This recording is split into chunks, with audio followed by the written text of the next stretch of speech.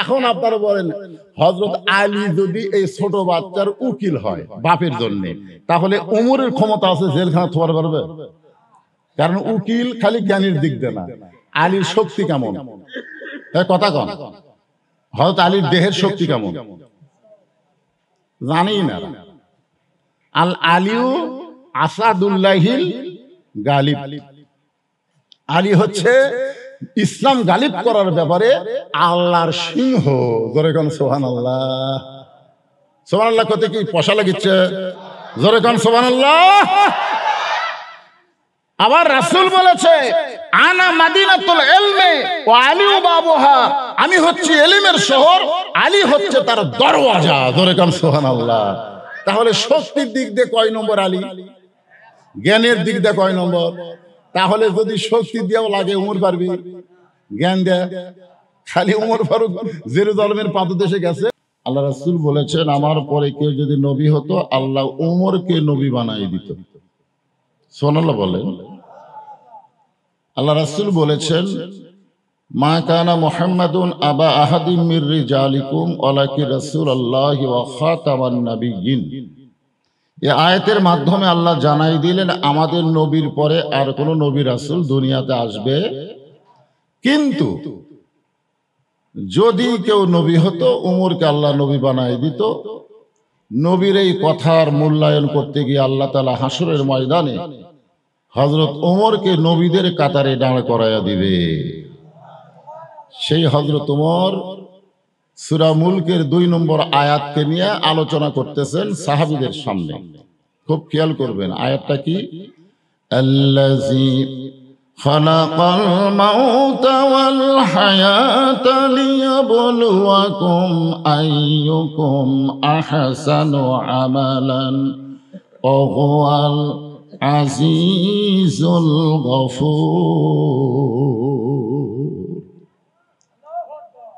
হাজার হাজার সাহাবীরা পাগলের মতন বসে উমর ফারুকের ওয়াজ শুনবে, কিন্তু যেরকম কিছু লোক দাঁড়িয়ে আছে নাই, দেখেন ওই সাইডে কিছু লোক আছে, এই সাইডে কিছু লোক দাঁড়িয়ে আছে, হয়তো তাদের বসার জায়গা নেই, এই জন্য হয়তো তারা দাঁড়িয়ে আছে। আপনারা মনে কষ্ট নেন না, এটা ওয়াজের একটা অংশ। ওমর ফারুক যখন ওয়াজ শুরু করলেন, সাহাবীরা যখন পাগলের মতন ওয়াজ শুনতে ইচ্ছা পোষণ করেছেন, এমন সময় একটা লোক পিছনে দাঁড়িয়ে আছে। ওমর ফারুক বললেন এজলেস এজলেস ইয়া আখি, এ আমার ভাই বস। কোরআনের মাহফিলে বসাটা হলো আদবি, দাঁড়ানো হলো বেদবি। কোরআনের মাহফিলে বসাটা হলো এমন কথাও আছে যে আমলের নিয়তে কেউ যদি 1 ঘন্টা কোরআনের মাহফিলে সময় দেয় 60 বছর নফল ইবাদত করার সওয়াব আল্লাহ তার আমল নামে দিয়ে দেয়। মানে এত দামি একটা মাহফিল, বিশেষ করে ওমর ফারুকের মতন বক্তা আর সাহাবীদের মতন শ্রোতা। সুবহানাল্লাহ বলেন। ওনাকে যখন ওমর ফারুক বসতে বললেন, উনি পিছন দিক থেকে বলতেছে ইয়া আমির আল মুমিনিন, আমি আপনার ওয়াজ শুনতে আসিনি। যখন বলতেছে বসেন, তখন বলতেছে আমির আল মুমিনিন, আমি আপনার ওয়াজ শুনতে আসিনি। ওমর ফারুক বললেন তাহলে তুমি কেন আইছো? প্রশ্ন করা স্বাভাবিক কিনা? উনি বললেন আমি আজকে একটু আপনাদেরকে ওয়াজ শোনাতে চাই। চিন্তা করে দেখেন, পিছনে একজন সাহাবী দাঁড়িয়ে আছে, সে বলতেছে আমি ওয়াজ শুনতে আসিনি, আমি আপনাদেরকে ওয়াজ শোনাতে চাই। সমস্ত সাহাবীরা তো খেপে গেছে, কিন্তু আল্লাহর কোরআনের শাসন যখন দুনিয়াতে চালু থাকে তখন প্রত্যেকটা মানুষকে কথা বলার অধিকার দিতে হবে। জোরে কোন ঠিক কি না? হ্যাঁ, খুব খেয়াল করে। ওমর ফারুক বললেন তুমি চলে আসো আমার কাছে। যে লোকটা পিছনে দাঁড়িয়ে আছে ওনাকে ওমর ফারুক বললেন তুমি আমার কাছে চলে আসো। প্রত্যেকটা সাহাবী নড়ে চড়ে মাঝখানে রাস্তা করে দিলেন। সুবহানাল্লাহ বলেন। লোকটা যখন উমর ফারুকের কাছে আসলেন, উমর ফারুক তার পরিচয় শুনতে চাইলেন যে তুমি যে আমাদের ওয়াজ শোনাবা, তুমি কি দাওরা পাস না টাইটেল পাস? তুমি কি কোরআনের হাফেজ না হাদিসের হাফেজ? এগুলো পরিচয় শুনতে চাইলেন না, উনি শুনতে চাইলেন তোমার পরিচয় কি, তিনি বললেন মিল্লাতা আবিকুম ইব্রাহিম ওয়া সাম্মাকুমুল মুসলিমিন, আমার পরিচয় হলো আমার জাতির পিতা ইব্রাহিম, আর তিনি আমার নাম রেখেছে মুসলমান। জোরে কান সুবহানাল্লাহ। ওমর ফারুক চমকে উঠছে, ওমর ফারুকই চমকে উঠছে যে বেটা পরিচয় এমন ভাবে দিল যেখানের আঙ্গুল দেওয়ার মতন কোনো সুযোগ নাই। জোরে কান ঠিক কিনা? কি পরিচয় দিছে? নিজের ইচ্ছায় না আল্লাহর কোরআন দিয়ে? ওমর ফারুক বললেন তুমি আমার ভাই, কি ওয়াজ করবে? আমরা সকলে মিলে তোমার ওয়াজ শুনতে চাই। তখন তিনি বললেন আমার ওয়াজটা হলো ইন্নী উহিব্বুল ফিতনাহ ইকরাহুল হক ওয়া আশহাদু মা লাম আরাহ। আমার ওয়াজটা খুবই সহজ, আমি ফিতনাকে মহব্বত করি, আমি হককে পছন্দ করি না, আর আমি না দেখা জিনিসের সাক্ষী দিই। আপনারা বলেন ফিতনা সম্পর্কে রাসূল কি বলেছেন? আল ফিতনাতু আশাদ্দু মিনাল কতল, ফিতনা হলো কতলের চাইতেও মারাত্মক গুনাহ। আল ফিতনাতু আশাদ্দু মিনাল জিনা, ফিতনা হলো জিনার চাইতেও খারাপ পাপ। আর লোকটা এক নম্বর ওয়াজ করছে আমি ফিতনাকে মহব্বত করি, ইন্নী উহিব্বুল ফিতনা, আমি ফিতনাকে মহব্বত করি। দুই নম্বর ওয়াজ করেছে ইকরাহুল হক, আমি হককে পছন্দ করি না।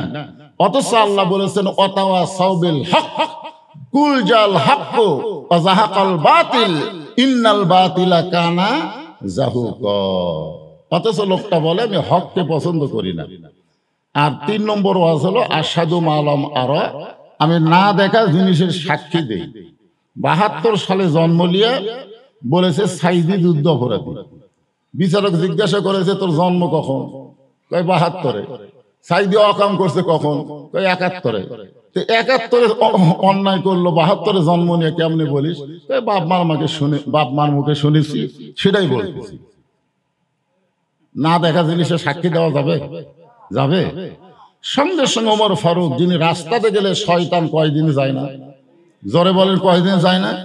আর তার সামনে এমন ৩টা ওয়াজ করছে যার কারণে তিনি রাগকে চেক দিলেন। নেতা হবার গেলে রাগ কিন্তু চেক দেওয়া লাগবে। আল্লাহর কোরআনের নেতা যখন হবে তখন দেখবেন তাদের রাগ থাকলেও তারা রাগ চেক দিবে। বাংলাদেশে যারা মানুষের আইন মানে এই সমস্ত নেতারা কিন্তু রাগ চেক দিবার পারে না।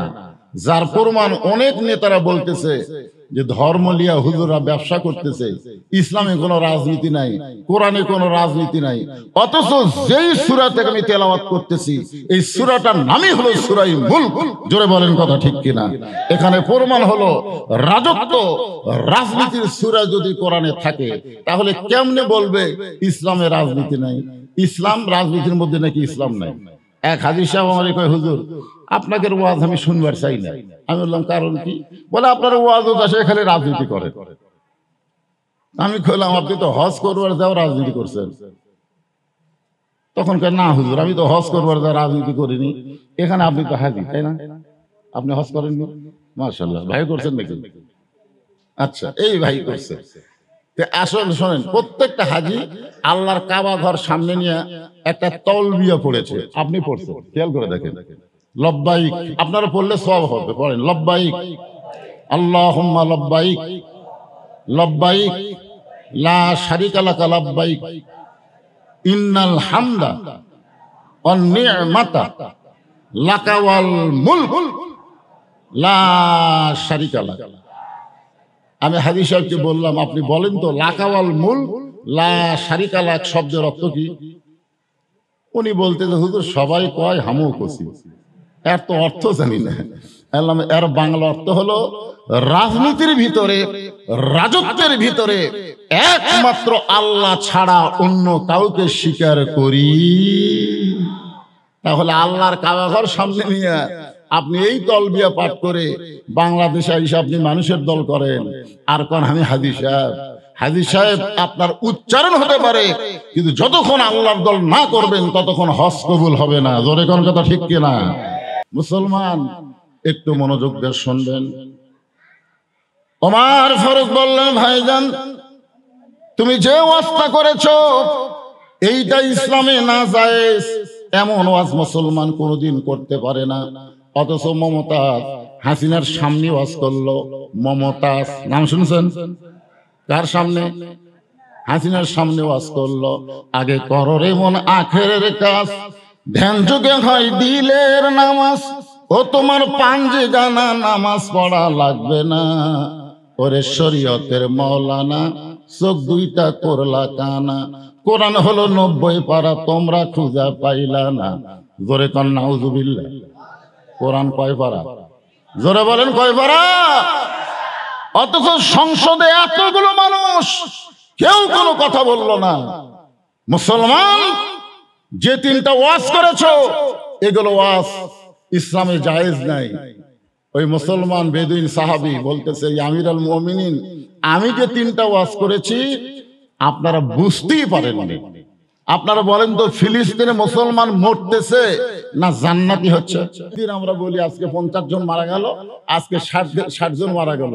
আপনারা বুঝতেই পারেন নাই ইহুদিরা যাদেরকে হত্যা করতেছে, ওদের দেহ থাকতেছে দুনিয়ায়, আর ভিতরের প্রাণ পাখি জান্নাতের ইল্লিন নামক বাগানে ঘুরতেছে। জোরে কোন কথা ঠিক কি না? আল্লাহ কোরআনে বলেন, ওয়ালা তাকুলু লিমান ইউকতালু ফি সাবিলিল্লাহি আমওয়াতুন বাল আহইয়াউ ওয়ালাকিন লা তাশউরুন।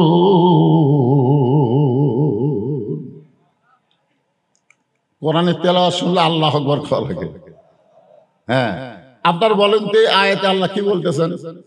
আয়াতে আল্লাহ বলতেছেন, আল্লাহ রাস্তায় যাদেরকে হত্যা করা হয় তাদেরকে তোমরা মৃত্যু বলো না। তাহলে ফিলিস্তিনের মুসলমান কি মারা যাচ্ছে? আল্লাহ বলতেছেন মৃত্যু বলো না, বরং আমি আল্লাহ বলতেছি তারা চিরজীবিত। আমার এলাকায় এক ছেলে হয়েছে, আমার এসে বলতেছে, হুজুর আমার ছেলে হয়েছে, আপনি একটা ভালো নাম রাখেন তো। এই বললাম, ভাই ছেলেটার নাম রাখো আবু সাইদ।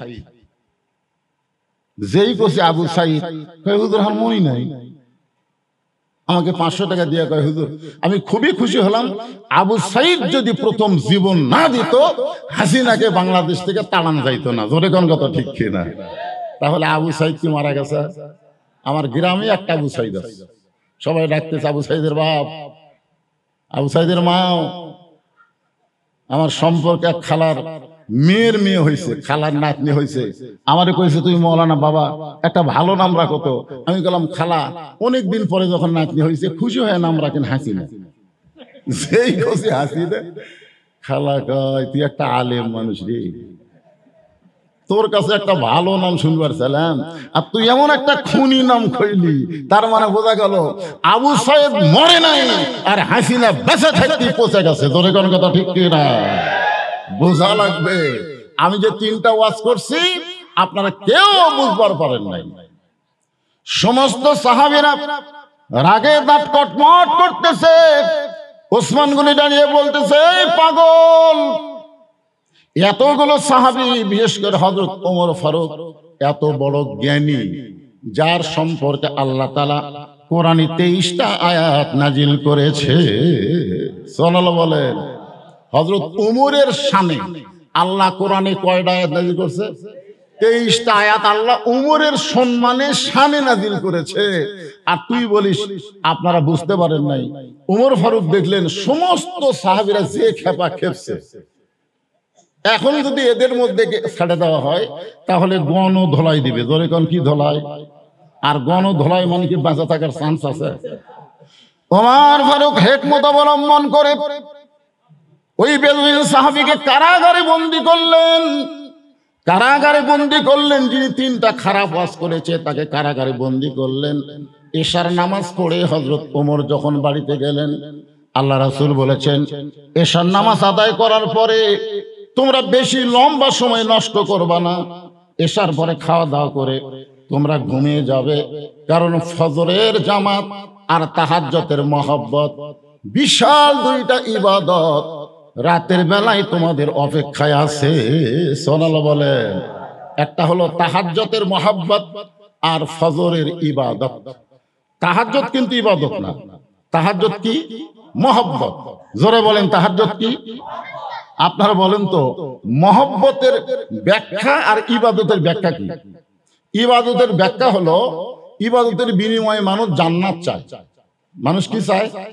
জান্নাত চায়। আর মহব্বতের ব্যাখ্যা হলো, মহব্বতের বিনিময়ে মানুষ আল্লাহ চায়। আপনারা বলেন তো কোনটা ভালো, আল্লাহ পাওয়া ভালো না জান্নাত পাওয়া ভালো? বুঝতে পারতেছেন? জান্নাত পাইলে আবার আল্লাহর কি দরকার? এক বান্দা আছে তাহাজ্জুদের মহব্বতের সেজদায়, আল্লাহ ডাকতে বলে, তুই যতই সেজদা দে আর যতই নামাজ পড়, তোর ঠিকানা হলো জাহান্নাম। যতই নামাজ পড় তোর ঠিকানা জাহান্নাম। ও তখন মাথা তুলে বলতেছে আলহামদুলিল্লাহ। আল্লাহ কয়, কে রে পাগল, তোকে জাহান্নামের কথা কইলাম, তুই আলহামদুলিল্লাহ বলিস? আল্লাহ, তুমি তাও আমাকে একটা জায়গা দিলে। আমি এতদিন মনে করতাম আমার জায়গাই নাই, তুমি তো আমাকে জাহান্নাম দিলে, তাও জনগণকে বলতে পারবো জাহান্নামত আমার জায়গা আছে রে। আল্লাহ কয়, পাগলা, জাহান্নামে গেলে তুই পুড়ে যাবি, তোর কষ্ট হবে। মহব্বতের পাগল বলতেছে, আল্লাহ তুমি কি মনে করছো জাহান্নামে তুমি একলা যাব? আল্লাহ কয়, তোর সঙ্গে জাহান্নামত কে যাবে? আগে যখন তারেক জিয়া বগুড়া আসতো, তখন বগুড়ার ছেলেরা মিছিল করতো, তারেক জিয়া যেখানে আমরা আছি সেখানে, তারেক জিয়া জেলখানায় এক চামচার মিছিল নেই। পাগল চিল্লায় বলে, আল্লাহ তুমি নজর করে দেখো আমার কলিজার মধ্যে তোমার মহব্বত। আল্লাহ বলে, পাগল শোনে নে, আমার মহব্বত যদি কারো কলিজার মধ্যে থাকে, সে যদি জাহান্নামেও যায়, আমি জাহান্নামকেও জান্নাত বানায়া দিব। লোকটা বলতেছে, আমি জানি তো। আল্লাহ বলে, তুই কেমনে জানিস? বলে, আমার জাতির পিতা হযরত ইব্রাহিম। নমরুদ এত কষ্ট করে আগুন জ্বালালো, আর সেই আগুনের মধ্যে ইব্রাহিম যখন পড়ে গেল, আগুন ঠান্ডা কে করে দিল? তো আপনি কেন আগুন ঠান্ডা করে দিলেন? আপনি বলেন তো আল্লাহ, ইব্রাহিমের জন্য আপনি আগুন কেন ঠান্ডা করে দিলেন? কারণ আপনি জানেন ইব্রাহিম একলা পুড়বি না, ইব্রাহিমের মধ্যে আল্লাহর মহব্বতও পুড়ে যাবে। জোরে কোন কথা ঠিক কিনা? আর দুনিয়ার কোন শক্তি কোন মহব্বতের লয় ক্ষয় করতে পারে না। জোরে কোন সুবহানাল্লাহ।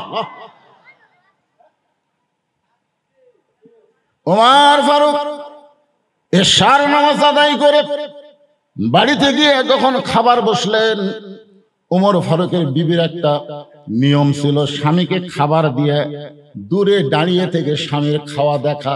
সুবহানাল্লাহ। দূরে দাঁড়িয়ে থেকে স্বামীর খাওয়া দেখতেন ওমর ফারুকের বিবি। কেন দেখতেন? যে ওমর ফারুক প্রত্যেকদিন খাওয়ার পরে তার বিবির জন্য আল্লাহর কাছে দোয়া করতেন, আল্লাহ যে বউটা আমাকে কষ্ট করে রুটি হালুয়া তৈরি করে দেয়, আল্লাহ আমি সেই বউকে নিয়ে জান্নাতে থাকতে চাই। আপনি কোনোদিন দোয়া করছেন? খালি সুবহানাল্লাহ তো বলেন, দোয়া করছেন? নামাজের পরে দোয়া করতেছে, আল্লাহ আমাকে জান্নাত দিও, আল্লাহ জান্নাতে একটা হুর দিও আল্লাহ।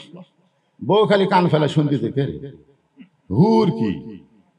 মোনাজাত শেষ হলে স্বামী বলতেছে, কে গো স্বামী, তুমি জান্নাত চাইলে ঠিক আছে, কিন্তু হুর, হুর হলো সুন্দরী, তোর মতন বেয়াসাই যাবে।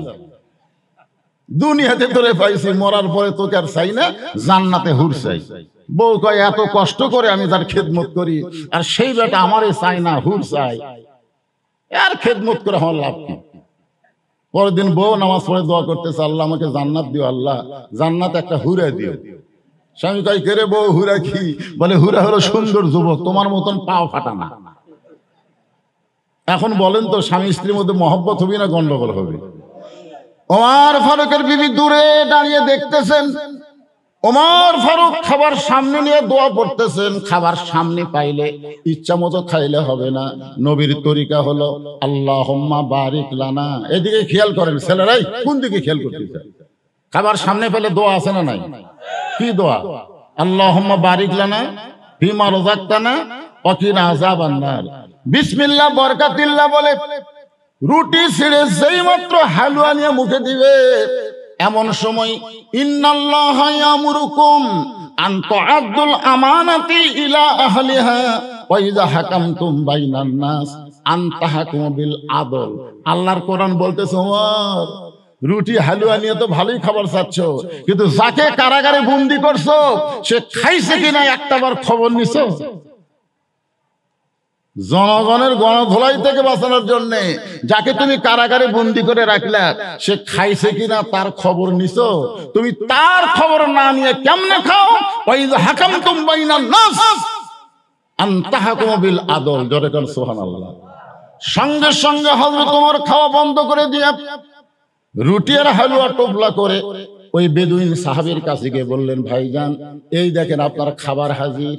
বেদুইন সাহাবী কারাগারের ভিতরতে খাবার নিয়ে বলতেছে, আল্লাহর কোরআন দিয়ে যখন রাষ্ট্র চলবে তখন নেতার খাওয়া না হইলেও জনগণের খাওয়া ঠিক মতো হবে।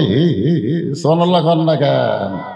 আর মানুষের আইন দিয়ে যখন দেশ চলবে, জনগণ খাবার না পাইলেও নেতারা ঠিকই বিদেশে টাকা পাচার করবে। জনগণ কথা ঠিক কিনা? আপনারা বলেন তো, বাংলাদেশ গরিব দেশ, 28 লক্ষ কোটি টাকা, কত? 28 লক্ষ কোটি টাকা এই বাংলাদেশ থেকে বিদেশে পাচার করা হয়েছে। 28 লক্ষ কোটি টাকা যদি আমাদের বাংলাদেশে থাকতো, এই বাংলাদেশ বাংলাদেশ হতো না, সোনার বাংলাদেশ হতো। ধরে কোন কথা ঠিক কিনা? সোনার বাংলাদেশ।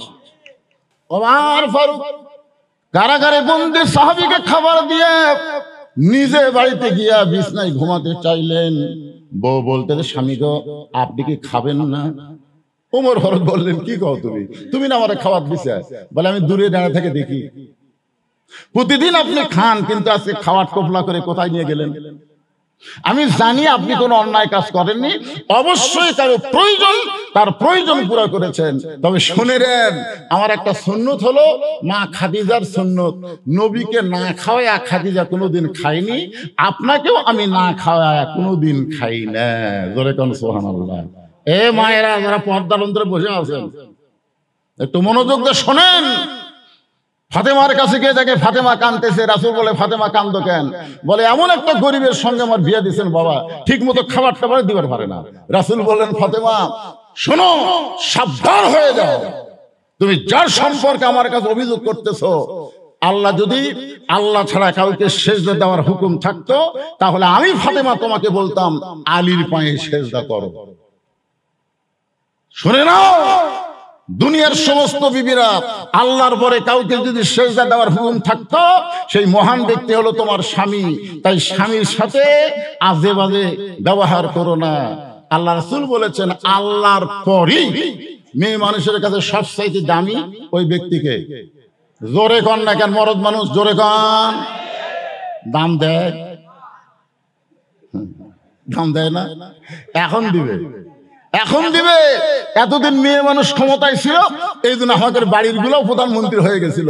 এখন মরদ মানুষ ক্ষমতায়, আর মেয়ে মানুষের খাওয়া নেই। কথা ঠিক কিনা? আল্লাহ রাসূল বলেছেন, এটা আমার বাপের কথা না, চেয়ারম্যান সাহেব মনে কষ্ট নিলে হবে না। রাসূল বলেছেন, মা তারাক্তু বাদি আলা উম্মতি ফিতনাতুন আদাররা রাজুলু মিনান নিসা, রাওয়াহুল বুখারী কিতাবুল ফিতান। আল্লাহর নবী বলেছেন, আমার পরে আমার উম্মতের জন্য সবচাইতে বড় বিপদ হলো পুরুষ মানুষের জন্য নারী নেত্রী হওয়া। আমরা এত বছর খুব বিপদে ছিলাম, কারণ মেয়ে মানুষ আমাদের নেত্রী। জোরে কোন কথা ঠিক কথা কর না কেন? আল্লাহ কোরআনে বলেছেন, আর রিজালু কাওয়ামুনা আলা নিসা, মরদেরা থাকবে মেয়েদের উপরে। এ কথা কার? আরো জোরে বলেন। আপনারে না খাওয়াই আমি কোনোদিন খাই না। তো গো স্বামী, আপনার খাওয়া না হয় কাউরে দিলেন, কিন্তু আমার খাওয়া আমরা দুইজন মিলে খাবার চাই। আপনারা বলেন তো, একজনের খাওয়া দুইজন খাওয়া যায় কি যায় না? আল্লাহ রাসূল বলেছেন, খাবার যদি কম থাকে, পানি তো আর কম নাই। পানি তো আর কম নাই। কম খাবে, বেশি করে পানি মারবা, তাহলেই পেট ভরে যাবে। জোরে কোন কথা ঠিক কি না? ওমর ফারুকের বিবির খাওয়া, স্বামী স্ত্রী মিলে যখন দোয়া দরুদ করে খাবার শুরু করবেন, এমন সময় ওয়াইযা হাকামতুম বাইনান নাস আন তাহকুমু বিল আদল, ওমর ফারুকের বিবেক বলতেছে, ওমর, যাকে কারাগারে বন্দী করছো সে যদি বাড়ির অভিভাবক হয়, আর অভিভাবক যদি কারাগারে বন্দী থাকে, তাহলে বাড়ির খবর না নিয়ে তুমি কেমনে খাও? তোমার খাওয়া না হয় কারাগারের বন্দী আসামিক দিয়ে এলেন, কিন্তু সে যদি বাড়ির অভিভাবক হয়, আর অভিভাবক যদি কারাগারে বন্দী থাকে, তাহলে তার বাড়ির খবর না নিয়ে তুমি কেমনে খাও? সঙ্গে সঙ্গে ওমর ফারুক খাওয়া বন্ধ করে দিলেন। বউ বলতেছে, আপনি কি খাবেন না? বলে আমার খাবার তাকে দিয়ে আসলাম, সে যদি বাড়ির অভিভাবক হয় আর বাড়ির খবর না নিয়ে কেমনে খাবো? বউ বলতেছে আপনি যখন খাবেন না আমারও দরকার নাই। টোপলা বান্দা স্বামীকে বলতেছে তাহলে চলে যান, যাকে আপনি কারাগারে বন্দি করেছেন তার পরিবারের কাছে আপনি চলে যান। জোরে কান সুবহানাল্লাহ। গভীর রাত্রে হযরত ওমরের বউ স্বামীকে কত বিশ্বাস করছে দেখেন। মরদ মানুষ জেলখানার বন্দি, তাহলে বাড়ির কি মানুষ আছে? কথা কন না কেন? স্বামী বলতেছে এই সমস্ত খাবার তার পরিবারের কাছে দিয়ে আসেন। আমি যদি কোনো মেয়ে মানুষের কাছে যাবার চাই খাবার নিয়ে, আমার বউ যাবার দিবি? যত বড়ই হুজুর হয় এখন পর্যন্ত বউ আমাকে সন্দেহ করে। একদিন মোবাইল অন করে ঘুমাচ্ছি, ইতিমধ্যে কল করছে, আর বউ মনে করে স্বামী ঘুম পাড়তেছে, যাই কল ধরছে, যেই কল ধরছে মেয়ে মানুষ। তো মেয়ে মানুষ হুজুর কল করছে, আমার বউ বলতেছে আপনি কে? বলে আমি হুজুরকে ভালোবাসি, আমি হুজুরকে ভালোবাসি, মাঝে মধ্যে হুজুরের সাথে কথা কই। আমি তো ঘুমের মধ্যে আছি, ঘুমোর থেকে উঠে দেখে বুঝলেন আমার বউ খালি টেপা মাছের মতো মুখ করে বসে আছে। আমি বললাম কে গো, তোমার দাঁতের অসুখ বাড়লো নাকি? আপনি কি ওয়াজ করেন না লুচ্চামি করেন? ভাই আপনি ওয়াজ করেন না লুচ্চামি করেন? আমি বললাম কে রে এত জোরে কথা, রাস্তার ধারে দাঁড়িয়ে কি হয়েছে? আপনি ঘুমাইছিলেন, এই যে মেয়ে মানুষ কল করছে এই নাম্বার। আমি বললাম আপনি কে? বলে হুজুরকে ভালোবাসি। আমি একে একেবারে জোরে রিংটন ইয়ার কি কয়, এটা কি কয়, লাউড স্পিকার দিয়ে কল দিলাম। মা মারে তুমি নাকি কল করছিলে? কয় হুজুর কল তো করছিলাম, যেটা ধরছিল সেটা কি? আমি তো জোরে দিয়েছি লাউড স্পিকার। বলতেছে আমার বউ। এরকম খারাপ বউ আপনি সংসার করেন কেমন? আর বউ বলতেছে দেখছে কি কয়, আমার সংসার ভাঙবি। আমার বউকে তুমি খারাপ বলতে থাকেন? বলে হুজুর আমি কইছি আপনার ওয়াজ আমি ভালোবাসি, ওয়াজ শুনি, তা আপনার বউ আর না শুনাই বলতেছে কিসের ভালোবাসা? একটা মেয়ে মানুষকে বক্তার ওয়াজ ভালোবাসতে পারে না? আমার বউ মিজানুর রহমান আজহারের ওয়াজ শুনে। আমি বললাম কে গো, আমার ওয়াজ শুনবে না? না, মিজানুর আজহারের ওয়াজ ভালো। আমি এখন কি কব, কে রে বুড়া দিকে এখন পছন্দ হচ্ছে না, এই কথা আমি বলবো? শুনতেই পারে ওয়াজ ভালোবাসে, স্বামীকে তো ভালোবাসে, কিন্তু স্বামীর ওয়াজ না ভালোবাসলেও মিজানুর রহমানকে ভালোবাসে না, তার ওয়াজ ভালোবাসে। জোরে কোন কথা ঠিক কি না? ওমর ফারুক খাবার নিয়ে যাকে কারাগারে বন্দি করছে তার পরিবারের বাড়ির দিকে রওনা দিলেন। পরিবারের বেদুইন সাহাবীর পাহাড়ি এলাকার কাছে আসতেই ওমর ফারুক দূর থেকে শুনতে পায় একটা ছোট বাচ্চার কণ্ঠ। কে যেন বাচ্চা কাঁদতেছে আর বলতেছে বাবা এত রাত হয়ে গেল, বাবা এখন পর্যন্ত আপনি বাড়িতে আসেন নাই। বাবা আপনি কি জানেন না আপনাকে ছাড়া আমি খাই না, আপনাকে ছাড়া আমি ঘুমাই না। ও বাবা এত রাত হয়ে গেল, এখন পর্যন্ত আপনি বাড়িতে আসেন না। ওমর ফারুক বুঝতে পারলেন যাকে কারাগারে বন্দি করছি তারই সন্তান হবে। ওমর ফারুক আসামির মতন সুবহানাল্লাহ বলেন, চুপি চুপি বাচ্চাটার কাছে গিয়ে গালে একটা চুমু দিয়ে বলতেছে বাবা আজকে তোমার বাবা কোনো কাজে আটকে গেছে, হয়তো তোমার বাবা আজকে আসতে পারবে না। আমি তোমার বাবার দরদ নিয়ে তোমার জন্য খাবার আনছি, বাবা এই খাবার তুমি গ্রহণ করো। ছোট বাচ্চা বলতেছে পথিক তুমি কি আল্লাহর কোরআন পড়ো নাই? জোরে কান সুবহানাল্লাহ। ওই ছোট বাচ্চাটা হযরত ওমরকে বলতেছে পথিক রে নিশিরাতের পথিক তুমি কি আল্লাহর কোরআন পড়ো নাই? আল্লাহ কোরআনে বলতেছেন ওয়াকাদা রাব্বুকা আল্লা তা'বুদু ইল্লা ইয়াহু ওয়া বিল ওয়ালিদাইনি ইহসানা। কে রে এই দুটো কি সিজার করা নাকি রে? সিজার করা বাচ্চারা অস্থির হয়, কারণ এরা জন্মের আগে জন্ম লাগে, বুঝেন না ভাইজান? আমার দাদি আমার কয় তো মায়ের পেট থেকে বের করার সময় ভাই রে তোর মায়ের এতই কষ্ট, তোর মাথা লম্বা হয়ে গেছিল, মানে টানে বের করতে আমার মাথা লম্বা হয়ে গেছিল, পরে মাথা থেবে থেবে গোল করছে। এই যে আমরা তিনজন বসে আছি, এর পিছনে যারা বসে আছে আমরা একটাও সিজার করাবো, সব আমরা মায়ের গর্ভ থেকে দুনিয়াতে বড় কষ্ট মা পাইছে আমরা দুনিয়াতে আইছি। আর এই যে বসে আছে এখানে পেটের ব্যথা, স্বামী কয় ডাক্তার ডাক্তার চেক আপ করে কয় একটু ব্যাকা হয়ে আছে। কিছুই না, 2 দিন পরে নরমাল ওর জন্ম হবে। অথচ টাকা কামাই করার জন্য বলতেছে পানি শুকে গেছে। তখন কি করবি? পেট কেটে দেখে আর ঘুমই ভাঙেনি, ঘুমই ভাঙেনি। ডাক্তার কয় করে 2 দিন পরে এমনি জন্ম হতে পারে, টাকার লোভে পেট কাটনো। তখন 3-4 ডাক্তার একত্রে বলে ঘুম ভাঙার লাগবে। তো তখন ঘুম কি করে ভাঙায়? পেটের ভিতর থেকে বাইর করে পাও ধরে এরকম একটা ঘুরান দিয়ে মাথার উপর যেই ঘুরান দেয়, এই ঘুরান করে কান্না ওঠে। এখন মোবাইল ছাড়া ভাত খায় না, মোবাইল ছাড়ার কান্না বন্ধ হয় না। জোরে কোন কথা ঠিক কিনা? এই সিজার করা বাচ্চারা খুবই অস্থির। এ কয়টা দিয়ে কি আল্লাহ ভালো পাবে। দেখছেন কিভাবে চাইয়া আছে? রাত 12টা বাজতেছে, তুই এইভাবে চাইয়া আছিস তোর মানে। লিল্লাহে তাকবীর। একটা গান গাই, কি বলবো প্রসবের কথা, মা বিনে সেই ব্যথা কেউ তো বুঝিবে না। মাজন ঠেকিয়া সন্তানের দায়, অকালে মা মারা যায়, কেন সে মায়ের ভক্তি করো না। এমন দরদি ভবে কেউ হবে না আমার মা গো। ওই ছেলেটা বলতেছে পথিক তুমি কি আল্লাহর কোরআন পড়ো না? আল্লাহ কোরআনে বলতেছে আল্লাহর পরই হলো বাপ মা। তুমি আমাকে বাবার দরদ দিয়ে আমাকে আদর করে খাবার দাও, কিন্তু তুমি জানো না আমার বাবা ছাড়া আমি খাইও না, কোনোদিন বাবা ছাড়া আমি ঘুমাইও না। তুমি আমার বাপ হবা, দয়াল বাবা। আমার দয়াল বাবার দরবারেতে কেউ ফিরে না খালি হাতে। আড়িয়া গরুলিয়া সব 28 রওনা দিচ্ছে দয়াল বাবা।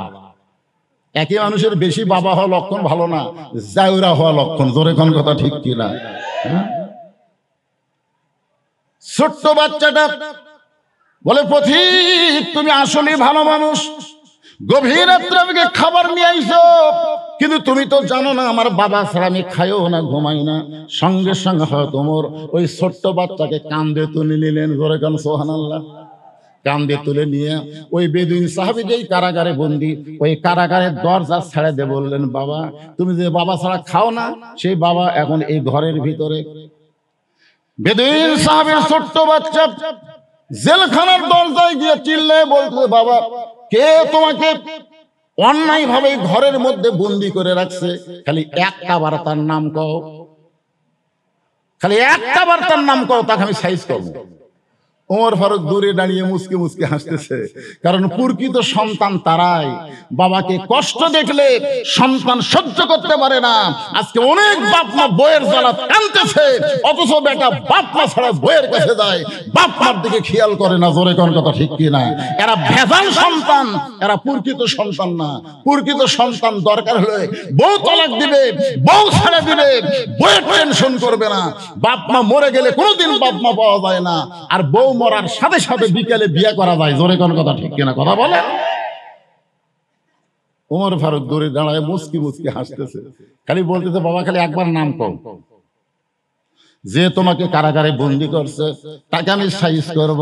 সঙ্গে সঙ্গে বেদুইন সাহাবী বলতেছে বাবা যে আমাকে কারাগারে বন্দী করছে তার নাম হলো হযরত ওমর। যেই কইছে হযরত ওমর, ওই ছোট বাচ্চা দরজায় বসে বলতেছে বাবা ওই মহামানব যখন তোমাকে কারাগারে বন্দী করছে তাহলে নিশ্চয়ই তুমি অন্যায় করছো। আপনারা বলেন ওই ছেলে কি ওমরকে কোনোদিন দেখছে? কিন্তু যখনই নাম শুনছে তখন বলেন তো কার পক্ষে? বাপের পক্ষে। কিন্তু কি বলছে? কারণ নাম কও, খালি নাম কও, আমি সাইজ করবো। যেই নাম কইছে সঙ্গে সঙ্গে দরজাত বসে বলতেছে বাবা ওই মহামানব যখন তোমার কারাগারে বন্দী করছে তাহলে নিশ্চয়ই তুমি অন্যায় করছো। এখনো হযরত ওমরের নাম শুনে ওই ছোট বাচ্চা মহামানব বলার পিছনে কারণ হলো ওই বাচ্চা বাপের কাছে ঘুমায়, যে রাত্রে ঘুম ধরে না সেই দিন তার বাবা হযরত ওমর ফারুকের জীবনী ওয়াজ করে। তুমি জানো বাবা আমাদের একটা আমির আছে, আমাদের একটা আমির আছে, আমাদের একজন নেতা আছে। সবাই যখন ঘুমায় তখন আমাদের আমির ঘুমায় না। একদিন গভীর রাত্রে ঘুম ধরে না, সে চোরের মতন ঘুরতেছে, ঘুরতে ঘুরতে দেখে মরুভূমির মধ্যে তাঁবুর ভিতরে 2 বাচ্চা কাঁদতেছে, আর মা বলতেছে গোশত সিদ্ধ হলেই তোমাদের খাবার দেব। এই গল্পটা বেদুইন সাহাবী তার বাচ্চারে শুনাইছে। ওমর ফারুক দূরে থেকে চিন্তা করে যে এত রাত হয়ে গেল, দুম্বার গোস্ত হলে 8 ঘন্টা লাগবে, উটের গোস্ত হলো বড় জোর 1 ঘন্টা লাগতে পারে। এত গভীর রাত হয়ে গেছে, এখন পর্যন্ত সিদ্ধ হয় না। এটা কেমন মা? ওমর ফারুক তাবুর নিকটে গিয়ে বললেন, মা তোমার অন্তরে কি কোনো দয়া মায়া নাই? এত গভীর রাত হয়ে গেছে, এখন পর্যন্ত তোমার গোস্ত সিদ্ধ হয় না। মেয়েটা বলতে, পথিক আমার বাড়ি হলো ইয়ামিন দেশে, আমি শুনতে পারলাম মদিনার খলিফা ওমর অত্যন্ত ভালো মানুষ। আমার 2টা এতিম বাচ্চাকে নিয়ে বিকেল বেলা ওমরের দরবারে যাওয়ার চাই, কিন্তু এত মানুষের ভিড়, আমি ওমরের দরবারে যাবার পারলাম না। আগামীকাল সকাল বেলায় যাব, এই নিয়তে তাবু টাঙ্গায়া 2টা বাচ্চাকে বুকের মধ্যে নিয়ে আমি ঘুমাবার চাই। কিন্তু আমার 2টা বাচ্চার পেটে এত খিদা লাগছে, ক্ষুধার যন্ত্রণায় বারবার যখন কাঁদতেছে, শুধুমাত্র সন্তানকে সান্ত্বনা দেওয়ার জন্য আমি পাতিলে পানি আর পাথর দিয়া নিচে আগুন জ্বলায় বলতেছে, বাবা সিদ্ধ হলেই তোমাদের খাবার দিব। আমার কথা শুনতে শুনতে 2টা বাচ্চা ঘুমিয়ে যাবে, সকালবেলা ওমরের দরবারে যাব। কিন্তু এত খিদা আমার 2টা বাচ্চার পেটে লাগছে গো পথিক, আমার মনে হয় রাত বাচ্চা 2টার কাটাবে না। সঙ্গে সঙ্গে ওমর ফারুক বললেন, মা তুমি একটু ধৈর্য ধরো। এক দৌড়ে বাইতুল মালের দরজায় গিয়ে বলে, আসলাম একটা খাবার বস্তা আমার মাথায় উঠে দে। আসলাম বলে, আমিরুল মুমিনিন বস্তা কোথায় নেওয়া লাগবে হুকুম দেন। ওমর ফারুক বলে, আসলাম একজনের পাপের বোঝা আর একজন মাথায় নেয় না, দে আমার মাথায় উঠে দে। বিশাল খাবার বস্তা মাথায় নিয়ে ওমর ফারুক যখন দৌড় দেয়, পিছন দিক থেকে আসলাম বলে, আমিরুল মুমিনিন এত বড় বস্তা মাথায় নিয়ে দৌড়াতে গিয়ে আপনি পড়ে যাবেন। ওমর ফারুক বলে, আসলাম রে, সময় মতো যদি যাবার না পারি তাহলে জাহান্নামের আগুনকে আল্লাহ ওমরকে পুড়াইয়া ফেলবে। এক দৌড়ে তাবুর নিকটে গিয়ে বললেন, মা তোমার সন্তান 2টা কি জীবিত আছে? বলে, হ্যাঁ এখনো জীবিত আছে। তাহলে রুটি আর হালুয়া তৈরি করো। এবার মা রুটি হালুয়া তৈরি করে ওমর ফারুকের হাতে যখন দেয়, ওমর ফারুক 2টা সন্তানকে 2 উরাতের উপরে বসাইয়া রুটি হালুয়া যখন মুখে দিচ্ছে, বাচ্চা 2টা খায়, মুসকি মুসকি হাসে। ওমরের চোখ দিয়ে দর দর করে পানি পড়তেছে। 2টা বাচ্চা চোখের পানি মুছে দিয়ে বলে, কে গো তুমি? আমরা বাবা হারা এতিম, আমাদেরকে দয়া করার মতন কেউ নাই। আজকে গভীর রাত্রে আমাদের ক্ষুধার পেটে খাবার দিয়ে তুমি কেন কাঁদতেছো? ওমর ফারুক বলে, আল্লাহ এই অধমকে জাহান্নামের আগুন থেকে তুমি হেফাজত করো। তাবুর ভিতর থেকে মহিলা বলে, পথিক দুনিয়াতে ভালো মানুষের গল্প শুনেছি, কিন্তু মানুষ এত ভালো হয় কোনোদিন কল্পনা করি নাই। আজকে তোমাকে দেখে মনে হচ্ছে উমর যদি মদিনার খলিফা না হইয়া আল্লাহ তোমাকে যদি মদিনার খলিফা বানাইতো, তাহলে মদিনা যেন আল্লাহর জান্নাত হয়ে যেত। বেদিন সাহাবের সন্তান বলে, বাবা যেই হযরত ওমর রাতে ঘুম না পায় না দুঃখী মানুষের কষ্ট দূর করে, সেই হযরত ওমর যখন তোমাকে কারাগারে বন্দী করছে, তাহলে নিশ্চয়ই তুমি অপরাধ করছো। বাবা, ও বাবা, হযরত ওমর কোথায় থাকে বাবা? খালি আমাকে বলেন, আমাকে খালি বলেন, আমি ওমর ফারুকের কাছে যাইয়া তার পাও ধরে হলেও আপনাকে আমি কারাগার থেকে মুক্ত করবো ইনশাআল্লাহ। বেদিন সাহাবীকে ছেলে বলতেছে, বাবা হযরত ওমর কোথায় থাকে? বেদিন সাহাবী মুসকি মুসকি হাসের বলে, পাগলা ওমরের কাছে যাইয়া তোর বাপকে জেলখানা থেকে বের করে পারবি না। বলে, তাহলে কার কাছে যাওয়া লাগবে? বলে, শিক্ষামন্ত্রী হযরত আলীর কাছে যা। ওমর ফারুক যখন মদিনার খলিফা ছিলেন, ওই সময় শিক্ষামন্ত্রী ছিলেন হযরত আলী। ধরে কোন সুবহানাল্লাহ। আচ্ছা, একটা জিনিস আপনারা ধারাবাহিকতা শোনেন, আল্লাহর নবী যখন মদিনার রাষ্ট্রপতি ছিলেন, তখন শিক্ষামন্ত্রী হলেন হযরত আলী। আবু বকর রাদিয়াল্লাহু যখন মদিনার খলিফা ছিলেন, তখন শিক্ষামন্ত্রী হচ্ছেন হযরত আলী। ওমর ফারুক যখন মদিনার খলিফা, শিক্ষামন্ত্রী হযরত আলী। ওসমান গনি যখন মদিনার খলিফা, তখনও শিক্ষামন্ত্রী হযরত আলী। ধরে কোন সুবহানাল্লাহ। তাহলে এতগুলা খলিফা পাল্টাচ্ছে, কিন্তু শিক্ষামন্ত্রী পাল্টায় না। আজকে কোরআনের শাসন এমন একজন মানুষকে শিক্ষামন্ত্রীর দায়িত্ব দেওয়া হতো, সে সমস্ত শিক্ষার আগে আল্লাহর কোরআন শিক্ষার গুরুত্ব দিত। খায়রুকুম মান তাআল্লামাল কোরআনা ওয়া আল্লামাহু। জোরে বলেন কথা ঠিক কিনা? শালা এমন নাস্তিক সব শিক্ষামন্ত্রী হয়, একদম বাগদম ঘরদম সাথে ঢাক ঢোলক ঝাঁঝর বাজে, এই মিথ্যা শিক্ষার জন্য হাজার হাজার কোটি টাকা বাজেট করে, আর জালিকাল কিতাবুল আরাইবি হুদাল লিল মুত্তাকিন ছায়া চিন্তা চরণ লাগে। জোরে কথা কর না গে, শিক্ষামন্ত্রী বোঝা লাগবে না? তুমি যদি তোমার বাবাকে জেলখানা থেকে বাঁচাবার চাও, তাহলে শিক্ষামন্ত্রী হযরত আলীর কাছে যাও। তোমার বাবা এমন 3টা ওয়াজ করেছে, ওই জায়গায় যদি হযরত আলী থাকতো তাহলে তোমার বাবাকে আজকে কারাগারে থাকা লাগতো না, তোমার বাবার মাথায় মুকুট পরাতো। বলে কোন সুবহানাল্লাহ।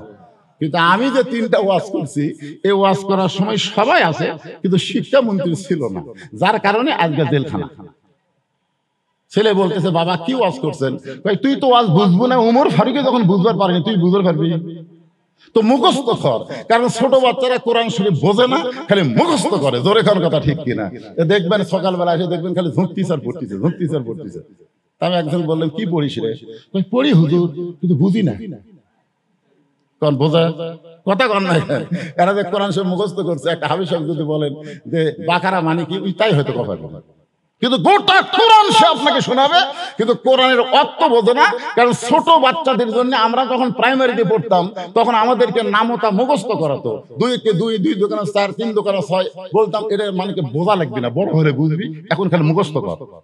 আজকে ছোট বাচ্চারা কোরআন মুখস্থ করতেছে, কোরআনের যখন হেফজ হয়ে যাবে, যখন কিতাবখানায় ভর্তি হবে, তখন আবার তাকে কোরআনের ব্যাখ্যা বিশ্লেষণ বোঝানো হবে। জোরে কোন কথা ঠিক কি না? তো ছোট বাচ্চার কি করা, বোঝার বয়স না মুখস্থ করার বয়স? বেদিন সাহেব বললেন, আমি যে 3টা ওয়াজ করছি খালি মুখস্থ করা, আলী পর্যন্ত যদি যাবার পারিস তাহলে তোর বাপক আর জেলখানা থাকা লাগবে না। 1 নম্বর ওয়াজ হলো ইন্নী উহিব্বুল ফিতনা, আমি ফিতনাকে মহব্বত করি, এটা আমি আপনাদের বোঝানোর জন্য বলতেছি। 2 নম্বর হলো ইকরাহুল হক, 3 নম্বর ওয়াশহাদু মা লাম আরা। ছেলে বলতেছে, আর একবার বলেন। ইন্নী উহিব্বুল ফিতনা, ইকরাহুল হক, ওয়াশহাদু মা লাম আরা। ছেলে বলতেছে, আব্বু আর একবার বলেন। ইন্নী উহিব্বুল ফিতনা, ইকরাহুল হক, ওয়াশহাদু মা লাম আরা। ছেলে বলতেছে, আমার মুখস্থ হয়ে গেছে, খালি যাবো আর এই মুখস্থ করবো, আর এই দিক দিয়ে গেলেই শিক্ষামন্ত্রীর দপ্তর পেয়ে যাবে। জোরে কোন সুবহানাল্লাহ। ছোট্ট বাচ্চা 3টা ওয়াজ মুখস্থ করে হযরত আলীর বাড়ির দরজায় তাকায় দেখে 2 জন যুবক দাঁড়িয়ে আছে। একটার নাম হলো হাসান, আর একটার নাম হলো হোসাইন। সাইদুস শাবাবে আহলেল জান্নাহ হাসান ও হোসাইন রাদিয়াল্লাহু তাআলা আনহুমা। এই যুবকেরা, এই তোমাদের কাছে মেসি নেইমার ভালো না হাসান হোসাইন ভালো? এই মোবাইল আলা কথাই বলো না কে ভাই, কি হচ্ছে না আপনারা কম। এই যুবক শোনো, প্রত্যেক জুমার সানি খুতবা ইমাম সাহেব আপনাদের শোনাচ্ছে, জান্নাতি যুবকদের সর্দার হবে 2 জন, একটা হলো হাসান, একটা হলো হোসাইন। মেসি নেইমার হবে জাহান্নামের সর্দার। ধরে কোন কথা ঠিক কি না? কারণ মেসি কোন জাত, আমেরিকা কোন জাত, আজকে যে ইসরায়েল লাফালাফি করতেছে ওর পিছনে কি আছে? আমেরিকা। জোরে কোন কি আছে? কথা কন না কেন? আমেরিকা আছে। মুসলমানের সবচেয়ে বড় শত্রু হলো খ্রিস্টান আর ইহুদি। মেসি নেইমার আর মুসলমান না, ইহুদি খ্রিস্টান। আজকে তোমরা তাদের খেলা সারা রাত জায়গায় জায়গায় দেখো, আর হোসাইনের একটা সুন্নাত, হোসেনের একটা আদর্শ, হোসেনের একটা জজবা তোমাদের অন্তরের মধ্যে পয়দা হয় না। ছোট বাচ্চা দাঁড়ায় তাকায় দেখে 2 জন যুবক দরজায় দাঁড়িয়ে আছে। এই 2 যুবককে সালাম দিয়ে বললেন, ইন্নী উহিব্বুল ফিতনা, ইকরাহুল হক, ওয়াশহাদু মা লাম আরা। হাসান হোসেনকে ধরে, ই তো বেয়াদব, কি শুরু করছে? 2 জন যখন ছোট বাচ্চাকে ধরছে, এই কি করছ? বলে, আপনাকে কিন্তু শোনাবার আসিনি, মুখস্থ করতেছে আসতেছি, তা আপনাকে সামনে একবার শুনলাম, আপনার বাপের দরকার। আপনার বাবা কি বাড়িতে আছে? সঙ্গে সঙ্গে হযরত আলী বাড়ি থেকে বাইরে আসলেন। ছোট্ট বাচ্চাটা তাই হযরত আলীর সামনে ওয়াজ শুরু করলেন, ইন্নী উহিব্বুল ফিতনা, ইকরাহুল হক, ওয়া আশহাদু মা লাম আরা। সঙ্গে সঙ্গে হযরত আলী ওই ছোট বাচ্চাকে বুকের সঙ্গে জাপটে ধরে কপালে একটা চুমা দিয়ে বললেন, বাবা এত দামি কথা, এত সুন্দর কথা তুমি কোথায় পাইলে? জোরে কর না সুবহানাল্লাহ। এত দামি কথা, এত সুন্দর কথা তুমি কোথায় পাইলে? হাসান হোসেন কয়, আমরা 2 ভাই যে হারে ধরছেন রে, বাপ আসে আবার কি কয়, এত সুন্দর কথা, এত দামি কথা তুমি কোথায় পাইলা? বলে আপনি তো জানেন না, এই কথা বলার জন্য হযরত ওমর আমার বাপক জেলখানার মধ্যে বন্দি করে থুছে। আলী বলতেছেন তোমার কোনো টেনশন নাই, তোমার বাপের জন্য আমি উকিল হব, তোমার বাবাকে জেলখানা থেকে বের করে তোমার হাতে আমি তুলে দিব। জোরে কোন সুবহানাল্লাহ। এখন আপনারা বলেন, হযরত আলী যদি এই ছোট বাচ্চার উকিল হয় বাপের জন্য, তাহলে ওমরের ক্ষমতা আছে জেলখানা থোয়ার পারবে? কারণ উকিল খালি জ্ঞানের দিক দিয়ে না, আলীর শক্তি কেমন কথা কন, হযরত আলীর দেহের শক্তি কেমন জানি না। আল আলিউ আসাদুল্লাহিল গালিব, আলী হচ্ছে ইসলাম গালিব করার ব্যাপারে আল্লাহর সিংহ। জোরে কোন সুবহানাল্লাহ। সুবহানাল্লাহ কত কি পয়সা লাগিচ্ছে? জোরে কোন সুবহানাল্লাহ। আবার রাসূল বলেছে আনা মাদিনাতুল ইলমি ওয়া আলিউ বাবুহা, আমি হচ্ছি ইলমের শহর, আলী হচ্ছে তার দরওয়াজা। জোরে কোন সুবহানাল্লাহ। তাহলে শক্তির দিক দিয়ে কয় নম্বর আলী? জ্ঞানের দিক দিয়ে কয় নম্বর? তাহলে যদি শক্তি দিয়েও লাগে উমর পারবি, জ্ঞান দেয় খালি উমর ফারুক জেরুজালেমের পাদদেশে গেছে, নিচে দড়ি ধরে আছে আর রাখাল উটের পিঠে বসে আছে। খ্রিস্টানরা ভাবতেছে উটের পিঠে তিনি বসে আছে, তিনি হলেন হযরত ওমর। খ্রিস্টানরা এখন একটা চৌকি এনে বলতেছে আমির আল মুমিনিন, উটের পিঠ থেকে সরাসরি নামতে আপনার কষ্ট হবে, চোখের উপর পাও দেন। একজন হামাগুড়ি দিয়ে বলতেছে আমার পিঠের উপর পাও দেন নামেন। রাখাল কান্দার বলে তোমরা কাকে খলিফা বলতেছ? বলে আপনি উটের পিঠে, আপনি তো না, আমি হলাম রাখাল। আর রশি ধরে যিনি জমিনে দাঁড়িয়ে তিনি হলেন ওমর। জেরুজালেমের খ্রিস্টানরা বলে এটা কেমনে হয়? বলে আল্লাহর কোরআন দিয়ে যখন রাষ্ট্র চলে তখন এমনি সম্ভব হয়ে যায়। সঙ্গে সঙ্গে জেরুজালেমের খ্রিস্টানরা বলে যে ইসলাম রাখালকে উটের পিঠে চড়ায় দেয়, অর্ধ পৃথিবীর শাসককে রশি ধরে মাটিতে নামায়, সেই ইসলামকেই আমরা গ্রহণ করব। সমস্ত খ্রিস্টান কলেমা পড়ে মুসলমান হয়ে গেল। জোরে কোন সুবহানাল্লাহ। কিন্তু ওদের মধ্যে একজন ব্যাকা, আপনি যতই ওয়াজ করেন, এখানে অনেক আল্লাহর বান্দা আছে ফজর নামাজ পড়বি না, এরকম আছে না নাই? জোরে কেন আছে নাই? ওদের মধ্যে একজন ব্যাকা আছে, ওই মুসলমান না হয়ে পাদ্রীর কাছে গেছে, খ্রিস্টান ধর্ম যারা প্রচার করে পাদ্রীর কাছে গিয়ে বলতেছে হুজুর ঘরের মধ্যে তো ভালোই আরাম করতেছেন, কিন্তু মদিনা থেকে উমর এসে সবগুলা মুসলমান বানাচ্ছে, আপনি জানেন? পাদ্রী দৌড়ে এসে বলতেছে আমির আল মুমিনিন উমর, এরা বোঝে না তাই এরা মুসলমান হচ্ছে, আমিও মুসলমান হব। উমর ফারুক বললেন তাহলে কলমা পড়েন। পাদ্রী বলতেছে তোমার 4টা প্রশ্নের উত্তর দিলে আমি মুসলমান হব। উমর ফারুক বললেন কি প্রশ্ন? বলে 1 নম্বর প্রশ্ন হলো পৃথিবীর এমন কোন কারাগার যেখানে কয়েদি নিঃশ্বাস নেবার পারে না, জীবিত থাকে, এই কারাগারের নাম বলা লাগবে। 2 নম্বর প্রশ্ন হলো পৃথিবীর এমন কোন জায়গা যেখানে সূর্যের আলো একবার পড়েছে কিয়ামত পর্যন্ত আর দ্বিতীয়বার পড়বে না। 3 নম্বর প্রশ্ন হলো পৃথিবীর এমন কোন কবর যে কবরও জীবিত, লাশটাও জীবিত, এই কবরের নাম বলতে হবে। 4 নম্বর প্রশ্ন হলো পৃথিবীর এমন কোন 2 ভাই একই সঙ্গে জন্মগ্রহণ করছে, আবার একই সঙ্গে বহু বছর পরে তারা মারা গেছে, কিন্তু এক ভাইয়ের সাথে 100 বছরের বড়। কি বুঝলেন? একই সাথে জন্মিছে আবার একই সাথে মারা গেছে, এক ভাইয়ের চাইতে 100 বছরের বড়। উমর ফারুক বলতেছে এমন প্রশ্ন আমি জীবনেও শুনিনি, উত্তর দেবো কোত্থেকে? পাদ্রী বলতেছে তাহলে আমি আর মুসলমান হলাম না। জেরুজালেম থেকে উমর ফারুক যখন মদিনা যাচ্ছে, আলী দেখা করবার গেছে, দেখে মন ভার, আমির আল মুমিনিন মন ভার, সবাই মুসলমান হলো কিন্তু একটা পাদ্রী হলো না। বলে কেন হলো না? বলে 4টা প্রশ্ন করছে, উত্তর দিবার পারিনি। বলে কি প্রশ্ন করছে? বলে পৃথিবীর এমন কোন কারাগার কয়েকদিন নিঃশ্বাস নেবার পরে না, জীবিত থাকে।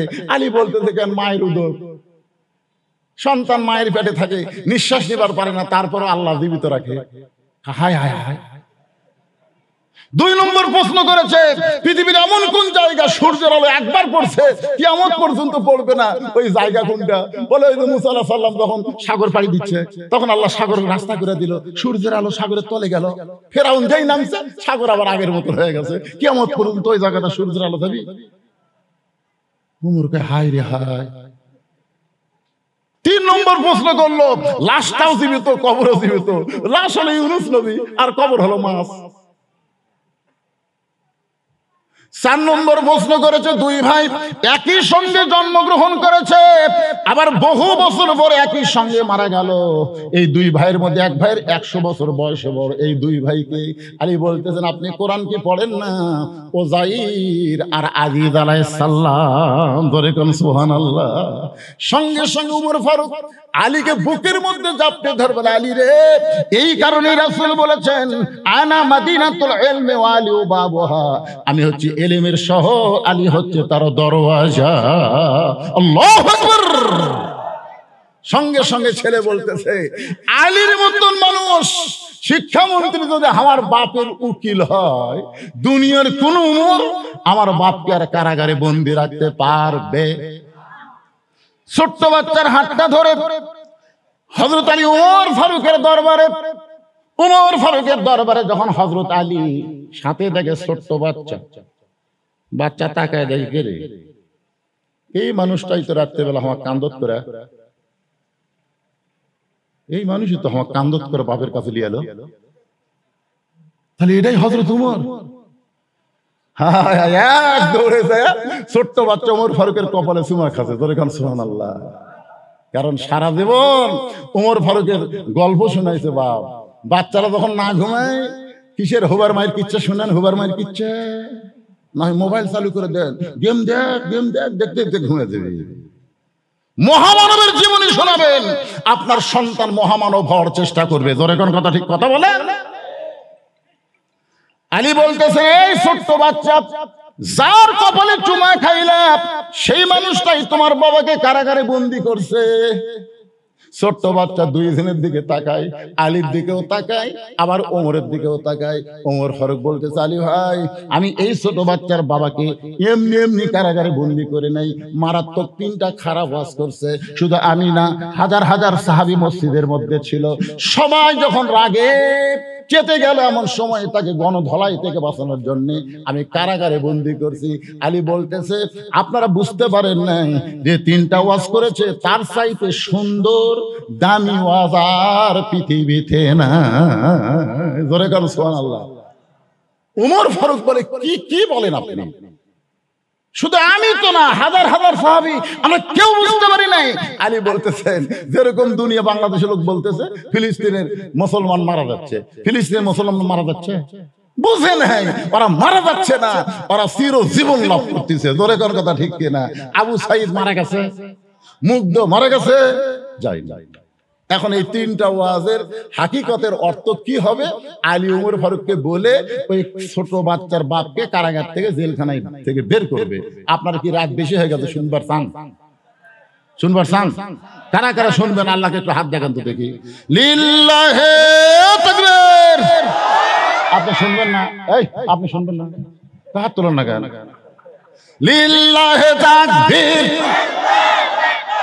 হাত নামান। এখন একটা স্লোগান দেওয়া লাগবে, অন্তর থেকে দেওয়া লাগবে। আমি যেই বলবো আল কোরআনের আলো, আপনার বলবেন সব জায়গায় যা আলো। বলতে পারবেন না ভাইজান? আল কোরআনের আলো, কোরআন হাদিস যেখানে, দুনিয়ার মুসলমান লিল্লাহে তাকবীর। বিশ্বাস করেন, এখন বাজতেছে রাত 12:15। না হোক, আমি যে অসুস্থ ছিলাম, এটা উঠলো মারাত্মক ওয়াজ এখন শুরু হবে, মারাত্মক ওয়াজ। শোনেন, এখন যে রাত 12:15 বাজছে, আপনার বিশ্বাস করে বলেন তো, আপনাদের চেহারা দেখলে কি মনে হচ্ছে 12:15? মনে হচ্ছে কেবল রাত 10টা বাজবে। আচ্ছা, এই যে বেশি রাত কমে যাওয়ার পিছনে হলো তাকবীর। মুসলমান মনে করে জাগা মতো তাকবীর দেওয়ার পারে, আর 4-5 দিন হলো গড়াগড়ি খাচ্ছে, হিন্দু মেয়েটার বাচ্চা হচ্ছে না, ভগবান করতেছে কিন্তু কাম হয় না। তখন বাপ মা মনে করতেছে এটার আর নর্মালে বাচ্চা হবে না, সিজার করা লাগবে। অ্যাম্বুলেন্স করে সিজার করার জন্য হাসপাতালে নিয়ে আসতেছে। তখন গুজরাটে একটা দ্বন্দ্ব হচ্ছে হিন্দু মুসলমানের। এখন যেরকম ভারতে দ্বন্দ্ব হচ্ছে মুসলমানের মসজিদের সামনে, ওরা তরবারি নিয়ে, আজকে ফেসবুকে দেখেন, মসজিদের সামনে তরবারি নিয়ে মিছিল করতেছে। মুসলমানের রং লাগবে না, ওরা জোর করে রং না দিচ্ছে। আজ আমি নিজে দেখলাম, আমার আইডি থেকে পোস্ট করছি, একটা মুসলমানের দাড়ি ওরা কামে দিচ্ছে, ভুরু পর্যন্ত দিচ্ছে, একটা মেয়ের বোরকা ওরা জোর করে খুলতেছে। এই ভারত, এরা কোনোদিন বাংলাদেশের আপন না, এরা সব সময় বাংলাদেশের শত্রু। জোরে কোনো কথা কথা কর না, কেন কথা বলেন? এরা কোনোদিনও বাংলাদেশের আপন না ভাইজান। দেখেন কি অবস্থা। এখন এই মুসলমানেরা ওই যখন অ্যাম্বুলেন্স আসতেছে, বুঝছেন, মুসলমানের মিছিল যাচ্ছে, মুসলমানের মিছিলের প্রথম শব্দ একজন কেবল সামনে থেকে বলেছে নারায়ে তাকবীর, আর সব গুজরাটি মুসলমানকে আল্লাহু আকবার। একসাথে যদি 10,000 মুসলমান আল্লাহু আকবার কয়, কিরকম হবে গন্ত? এমন জোরে শব্দ হচ্ছে, ওই হিন্দু মেয়েটা তাই 5 দিন হলে খালি গড়াচ্ছে, বাচ্চা হচ্ছে না, ওই মুসলমান আল্লাহু আকবার শব্দ শুনে কাঁপিয়ে উঠছে। যেই কাঁপিয়ে উঠছে চাল্লুক করে বাচ্চা বের হয়ে গেছে। বাপ মা কয় কে রে, এতদিন হলে ভগবান ভগবান করি, কাম হয় না। আর মুসলমানের আল্লাহু আকবার তাকবীর শুনে বাচ্চা হলো, তাহলে ভগবান বলে চলবি না। আল্লাহ বলেছে অমাইয়াবতাকি গায়রাল ইসলাম দীনান ফালা ইউকবালা মিনহু, চলবি না, চলবে না, একমাত্র ধর্ম ইসলাম। জোরে কোন কথা ঠিক কি না? যত ইহুদি, যত খ্রিস্টান, যত মালওয়ান তোমরা চিল্লা চিল্লি করো, দুনিয়াতে বাহাদুরি করতে পারো, মরার সাথে সাথে তোমাদেরকে সাইজ করা হবে। কথা বলেন ঠিক? আর আমরা মুসলমান মরবো না, মরলে আমাদের দেহ যাবে কবরে, আর রূহ যাবে ইল্লিন নামক জান্নাতের বাগানে। জোরে কোন সুবহানাল্লাহ। ভাইজান, এখন আমি আলী আর ওমরের এই প্রশ্নের উত্তর সমাধান করে দিব।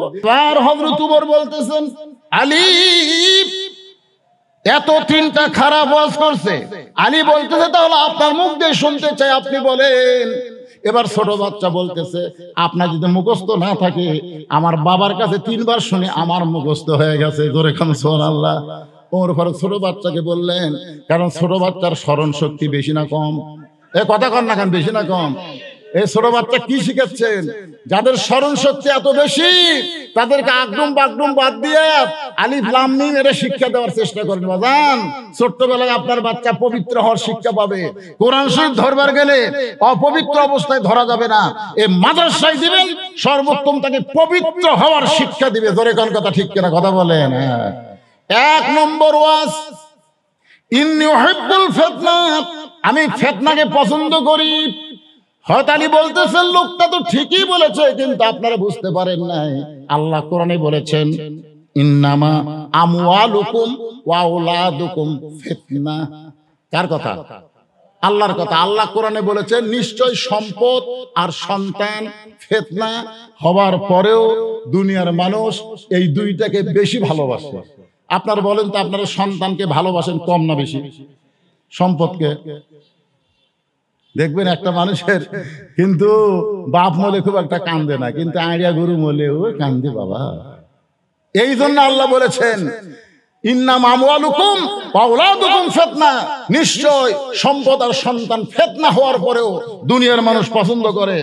আলী বলতেছেন, লোকটা তার ছেলেটাকে পছন্দ করে, মহব্বত করে, এই কারণেই বলছে ইন্নী উহিব্বুল ফিতনা, আমি ফিতনাকে মহব্বত করি। ওমর ফারুক বলতেছে, ভাই আমরা খালি শাব্দিক অর্থ বুঝেছি রে, কিন্তু ভিতরে তো ঢুকি নাই।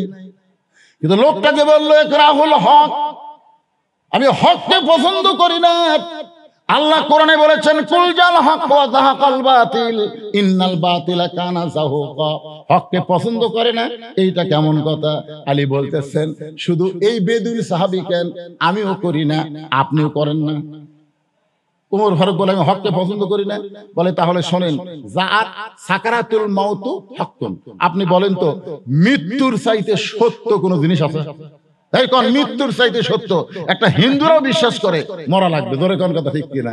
আপনারা বলেন তো, দুনিয়ার কোন মানুষ এই সত্য মৃত্যুকে পছন্দ করে? কথা কন না কেন ভাইরে? আপনার মৃত্যু পছন্দ করেন? এখন স্বামীর ক্যান্সার রোগ হবে, 2 মাস পরে মরবে, বউ খালি কাছে কান্দার বলে, আল্লাহ আমার হায়াত স্বামীকে দাও, স্বামীর মৃত্যু আমাকে দাও। আল্লাহ আমার হায়াত স্বামীকে দাও, স্বামীর মৃত্যু আমাকে দাও। স্বামী কয়, খেরে পাগলি, আমি মরেই যাবো রে পাগলি, ক্যান্সার হয়ে গেছে, 2 মাস আর বাঁচবো না। না না না, আপনি মরবেন কেন? আল্লাহ আপনার মৃত্যু আমাকে দেন, আমার হায়াত আল্লাহ আপনাকে দিন। স্বামী বলতেছে, আল্লাহ ভাগ্যগুণ একটা বউ আছে, কিন্তু আমার হায়াত নেই। স্বামী স্ত্রী রাত্রিবেলা শুইছে, ওই বাড়িতে একটা আইডিয়া গরু আছিল। ধরে কোন কি গরু?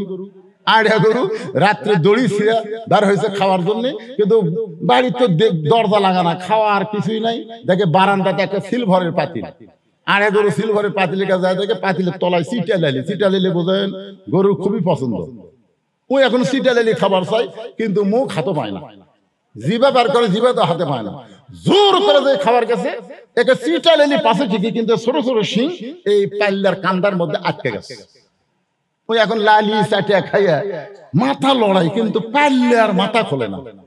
এখন মনে করেন শিং পর্যন্ত যদি পাল্লার মধ্যে যায়, ওর চোখ মুখ আসা ওই পাল্লা মাথার মধ্যে ও করতে করতে স্বামী স্ত্রী যে ঘরে শুয়ে আছে ওই ঘরের মধ্যে ঢুকছে। এখন বউ চিল্লাই বলতেছে, বাবা আজরাইল, ও বাবা আজরাইল। ঢুকছে যখন ওই যে ক্যান্সার রোগী, বাবা আমার কাছে আসো না।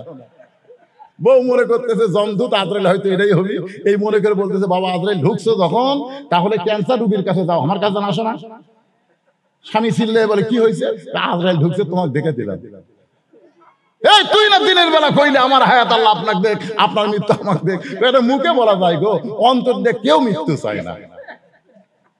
আলী বলতেছেন, সাকারাতুল মাউত হাক্কুন, মৃত্যু সবাই জানে হক, তারপরে মৃত্যুরে কেউ পছন্দ করে না। এই জন্য লোকটা বলেছে ইকরাহুল হক, আমি হককে পছন্দ করি না। ওমর বলতেছে, আলী ভাই, আমি খালি শাব্দিকত্ব শুনেছি, কিন্তু আমরা তো ভিতরে ঢুকে দেখি নাই। কিন্তু লোকটা যে বলল, ও আশহাদু মা লাম আরা, আমি না দেখা জিনিসের সাক্ষী মারি। আলী বলতেছে, আপনিও মারেন, আমিও মারি। উমর বলে, না দেখে কেমনে সাক্ষী দিব? আলী বলতেছেন, তাহলে আপনি কি পড়েন না, আশহাদু আল্লা ইলাহা ইল্লাল্লাহু ওয়াহদাহু লা শারীকা লাহ, আমরা সে আল্লাহর সাক্ষ্য দেই যে আল্লাহর কোনো শরীক নাই। বলেন তো আপনি কোনোদিন কি আল্লাহ দেখছেন? ওমর ফারুক বলে, না ভাই দেখি নাই। আলী বলতেছে, আমিও দেখি নাই। এই কারণেই লোকটা বলেছে, আমি না দেখা জিনিসের সাক্ষী দেই। আল্লাযীনা ইউমিনুনা বিল গায়ব, অদৃশ্যের প্রতি বিশ্বাস স্থাপন করা হলো মুমিনদের বৈশিষ্ট্য। হযরত ওমর এক দৌড়ে গিয়ে বেদুইন সাহাবীর দরজা খুলে দিয়ে বলতেছে, আলী যদি না থাকতো তাহলে আমরা সবাই ধ্বংস হয়ে যেতাম। এখন আল্লাহর বান্দারা বলেন, এ কোরআনের খালি শাব্দিক অর্থ বুঝলে হবে না, এ কোরআনের ভিতরে ঢোকা লাগবে। এই কোরআন হলো অনুনাজ্জিলু মিনাল কোরআনি মা হুয়া শিফাউ ওয়া রাহমাতুল লিল মুমিনিন। এখন সবাই বলতেছে কোরআন হলো রোগ মুক্তি, কোরআন সুমা খাও, কোরআন তেলাওয়াত করো, কোরআন বুকের মধ্যে লাগাও। কিন্তু আল্লাহ বলতেছেন, কোরআন শুধু পড়লে হবে না, কোরআন শুধু সুমা খেলে হবে না, কোরআন বুকের মধ্যে লাগালে হবে না।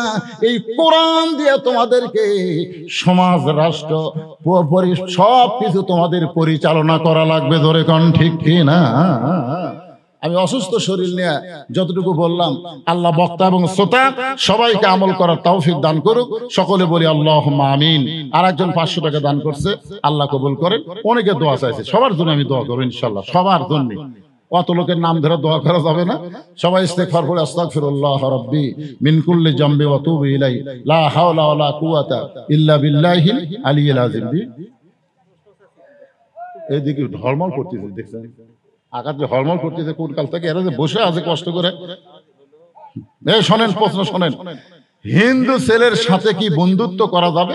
আপনি তাকে ধর্মের আকর্ষণ, নিজের ধর্মের আকর্ষণ যদি তার মধ্যে তৈরি করতে পারেন, তাহলে বন্ধুত্ব করবেন। এটা হেকমতের মার দেওয়া। ধরে কোন কি দেওয়া? এ কথা কন না কেন, কি দেওয়া? কিন্তু দুনিয়ার চাহিদা পূরণের জন্য হিন্দুদের সাথে কোনো বিধর্মের সাথে বন্ধুত্ব করা যাবে না। কিন্তু আপনার ইসলামের দিকে যদি তাকে টানতে পারেন, এই নিয়তে বন্ধুত্ব করা যাবে, কোনো সমস্যা নেই। বিশাল প্রশ্ন বারে আপনার নিকট একটা প্রশ্ন, দয়া করে বিষয়টি পড়বেন, একটা সংজ্ঞা দিবেন। প্রশ্ন হচ্ছে, যুবক বয়সে বিয়ে করা কি ভুল? তো যুবক বয়সে বিয়ে করবে নাকি বুড়া হলে করবে? একটু পাগলা। একজন যুবককে বাবা মার বিয়ে দেওয়ার দায়িত্ব কখন? একটা যুবকের বিয়ে দেওয়ার দায়িত্ব কখন? যখন যুবক দেখবেন বাড়ি থাকবার চায় না, খালি বেশি ঘরে।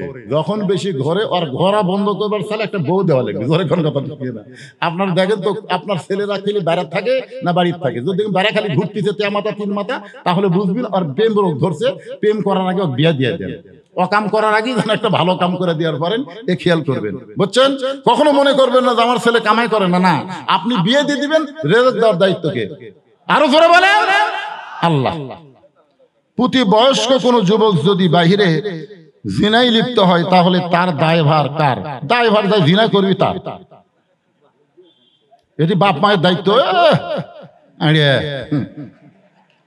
আল্লাহ বলেছে কুল্লিল মুমিনিনা ইয়াগুদ্দু মিন আবসারিহিম, তুমি তোমার নজরকে নিচে রাখো, একটা মেয়ের দিকে তুমি তাকাও না, কি হবে? যেদিন বিয়ে হবে সেদিন বউকে প্রাণ ভরে দেখো। তুমি মনে করতেছে এর কোন যুবক শর্ট খাচ্ছে, বাপ মাও বিয়ে করাচ্ছে না। এই বাপ মাও যুবক বয়সে ছেলেকে বিয়ে করান, অন্যায় অপকর্ম করলে কিছুটা দোষ আপনাকেও হবে। প্রধান মেহমান বিষয়টি আলোচনা করবেন ইনশাল্লাহ। আলোচনা আগে এটা দেওয়া লাগতো, তাহলে এর মধ্যে ওয়াজের মধ্যে অ্যাঙ্গেলে মার দিয়ে দিতাম, কিন্তু এখন শেষে দিয়ে দিয়েছেন। আলহামদুলিল্লাহ, যতটুকু বললাম আল্লাহ কবুল করুক। সকলে হাত তুলে আল্লাহুম্মা আমিন। আল্লাহুম্মা আনতাস সালাম ওয়া মিনকাস সালাম তাবারাকতা ইয়া যাল জালালি ওয়াল ইকরাম। আয় আল্লাহ তাআলা, মাগরিবের পর থেকে এখন প্রায় রাত 12:30 পার হয়ে গেছে। এই দীর্ঘ সময় পর্যন্ত তোমার পাগল বান্দা বান্দিরা আরামের বাড়ি ঘুমকে বাদ দিয়া কোরআন হাদিসের মহব্বত কলিজার মধ্যে নিয়ে এই জান্নাতের বাগানে বসে বসে কোরআন হাদিসের আলোচনা শোনার শেষে আমি গুনাহগারের সঙ্গে রহমতের দরজায় ফকির হয়ে দোকানা হাত তুলেছে। মেহেরবানি করে আজকের মাহফিল আমাদের সকলের হেদায়েতের জন্য, নাজাতের জন্য, জান্নাতের জন্য আল্লাহ কবুল করো। এই মাহফিলের শুরু থেকে শেষ পর্যন্ত যত আলোচনা হয়েছে আল্লাহ, এর মধ্যে যদি ত্রুটি হয়, ভুল হয়, মাফ করে দাও। এর যে হাদিয়া মঞ্জুর করো সোনার মদিনায় নবী পাকের রওজা মুবারকে আল্লাহ কবুল করে নাও। তামাম আম্বিয়া কেরাম, আসহাবে কেরাম, তামাম পৃথিবীতে মুমিন মুমিনাত যারা কবরে আছে আল্লাহ সকলের কবরকে জান্নাতের টুকরা বানিয়ে দাও। আমরা যারা হাত তুলেছি আমাদের জনম দুঃখনী বাবা মা যাদের কবরে চলে গেছে আল্লাহ মেহেরবানি করে বাপ মার কবরকে জান্নাতের টুকরা বানিয়ে দাও। আল্লাহ আজকে মাদ্রাসায় নগদে বাকিতে যারা দান করেছে, এ মাদ্রাসার যারা দাতা সদস্য আল্লাহ সকলকে জান্নাতি কবুল করে নাও। এই মাদ্রাসা বহু পুরাতন মাদ্রাসা, এই মাদ্রাসার জায়গা দিয়া মাদ্রাসা নির্মাণ করে আজকে যারা কবরবাসী হয়ে গেল আল্লাহ মাদ্রাসাকে ওসিলা করে তাদের সকলের কবরকে জান্নাতের টুকরা বানায় দাও। এই মাদ্রাসার ম্যানেজিং কমিটির সভাপতি, মাদ্রাসার কমিটির সহসভাপতি, মাদ্রাসার সেক্রেটারি, মাদ্রাসার সদস্য আল্লাহ সকলকেই কবুল করো। আজকের মাহফিলের সম্মানিত সভাপতিকে আল্লাহ তুমি কবুল করো, প্রধান অতিথিকে কবুল করো, আজকের মাহফিলের সহসভাপতিদের আল্লাহ তুমি কবুল করো। আজকের এই মাহফিলে কে কোন নিয়ত করে হাত তুলেছে আল্লাহ সকলের নেক নিয়ত নেকাশাকে তুমি কবুল করো। আল্লাহ ফিলিস্তিনের মুসলমানকে তুমি হেফাজত করো। আল্লাহ তোমার কাবা ঘর ধ্বংস করতে আইছিল আব্রাহা, তুমি আবাবিল পাখি দিয়ে আব্রাহা বাহিনীকে ধ্বংস করেছো। তুমি আল্লাহ সেই শক্তি নিয়েই তো আসমানে আসো। আল্লাহ জমির দিকে একটাবার তাকাও, এরা যে হারে শিশু বাচ্চাদেরকে হত্যা করতেছে আল্লাহ তুমি পাঠাও আবাবিল, তুমি আবার ফিলিস্তিনকে বিজয় দিয়ে তোমার বাইতুল মাকদাসকে মুসলমানকে ফিরিয়ে দাও। আল্লাহ আল্লাহ ভারতের মুসলমানদেরকে বড় নির্যাতন করতেছে আল্লাহ, পৃথিবীর যেখানেই মুসলমানকে নির্যাতন করতেছে আল্লাহ মুসলমানের আল্লাহ তুমি শক্তি দাও, ইমানি শক্তি বাড়ায় দাও। গোটা পৃথিবীর মুসলমানকে একত্র হয়ে সমস্ত বেঈমানদের বিরুদ্ধে জিহাদের মতন মন মানসিকতা দান করো। আমার বাংলাদেশকে সোনার বাংলাদেশ কবুল করো। এটা বিল এলাকা, এই বিল এলাকায় ধান লাগাইছে, একটা মাত্র আবাদ ছাড়া তো আর কোনো আবাদ হয় না। আল্লাহ আল্লাহ বৈশাখ মাসের কোন কাল বৈশাখী, কোন আসমানি গজব, কোন জমিনে গজব থেকে আবাদ গুলোকে আল্লাহ তুমি হেফাজত করো। আল্লাহ পত্র এলাকার উপরে রহমত বরকতের দরজা খুলে দাও। আমি গুনাহগার বলে দোয়া ফিরিয়ে দিও না। এতগুলো মানুষের মধ্যে যার দুই কানাত পছন্দ করো সেই দুই হাতের ওসিলায় আজকের মাহফিলকে আল্লাহ তুমি কবুল করো। আমরা বিপদ আপদ মুসিবতের মধ্যে অসুস্থ অবস্থায় যারা আছি আল্লাহ সবাইকে রহমত করো, সুস্থতা দান করো। সুবহান রাব্বিকা রাব্বিল ইজ্জাতি আম্মা ইয়াসিফুন ওয়া সালামুন আলাল মুরসালিন আলহামদুলিল্লাহি রাব্বিল আলামিন ওয়াজাল আখিরাতি কালিমাতুনা ইনদাল মাউতি। সকলে বলেন লা ইলাহা ইল্লাল্লাহু মুহাম্মাদুর রাসূলুল্লাহ সাল্লাল্লাহু আলাইহি সাল্লাম। আসসালামু আলাইকুম ওয়া রাহমাতুল্লাহি ওয়া বারাকাতুহু।